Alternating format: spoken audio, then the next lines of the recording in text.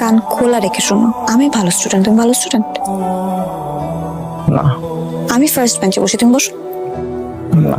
আমি এসএসসি তে golden plus পেয়েছি, তুমি পেয়েছো? না। সি। ছি, লজ্জা লাগে না তোমার? আসছে গোল্ডেন প্লাস পাওয়া মেয়ের সাথে কথা বলতে। দেখো তুমি একদম ভালো স্টুডেন্ট না, বসো লাস্ট বেঞ্চে লাফাঙ্গাদের সাথে।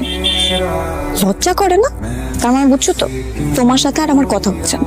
হচ্ছে, এক্সামটা শেষ হোক, রেজাল্টটা দেখ, তারপর কথা হচ্ছে। বাবা কি করতেছো তুমি? পড়তেছো নাকি? তোমার শরীর খারাপ করে নাই তো? আইলো মা, তাড়াতাড়ি আসো, তোমার ছেলে অসুস্থ হয়ে গেছে। কি হয়েছে আপনার? চিল্লাইতেছেন কেন? আমার ছেলে তো পড়তেছে। আরে সেটাই তো বলতেছি, ও পড়তেছে কেন? বাবা বাবা সত্যি করে কত তোমার শরীর খারাপ হয়েছে? বলো না কিছু, আমার লেগে কি তোমার মন খারাপ? পিকনিক গেছে বা পিকনিকে 5,000 টাকা দিই। বাবা কত বলো? বাবা তুমি দেখতেছো যে আমি পড়তেছি, ডিস্টার্ব করতেছো শুধু শুধু, একটু পড়তে দাও আমারে। আল্লাহ, আমার ছেলে আমার কি বলতেছে? ওরা কি বলতেছে?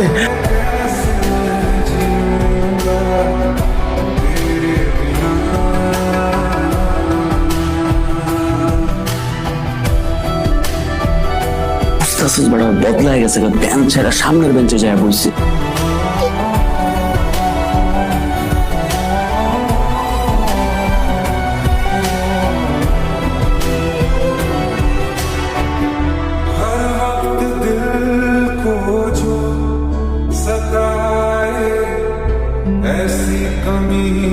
কি করতেছে? কবিতা লিখতেছে? এক লগে মানুষ কয় পাতা কবিতা লিখতে পারে? মনে একটা ধাপ্পাবাজি করতেছে, পারে না কিছুই। বুঝাই জামা চাইতেছে, লাগতেছে, লুট দিতেছে, মানুষের বুঝে দিচ্ছে ভালো পরীক্ষার্থী।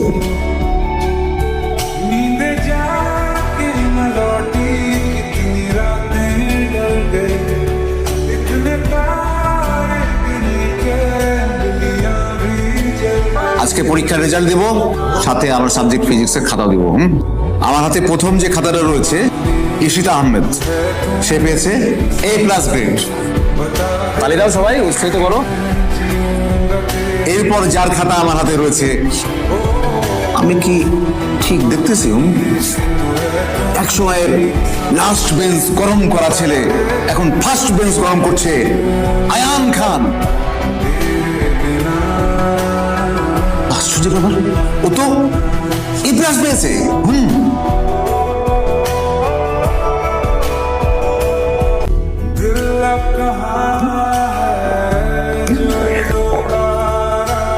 তোমার রেজাল্টে আমি খুব গর্বিত, কিন্তু একটু বলো তো যে তোমার মোটিভেশন কে, মানে কার কারণে তুমি এত সুন্দর ভালো রেজাল্ট করলে?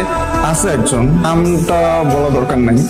স্যার দোয়া করবেন আমি যাতে এইচএসসি তেও এত ভালো রেজাল্ট করতে পারি, নাহলে স্যার জীবনে অনেক কিছু হারাতে হবে। স্যার জীবনে যা চাই তা পাওয়ার জন্য ভালো রেজাল্ট করা তার প্রথম পদক্ষেপ।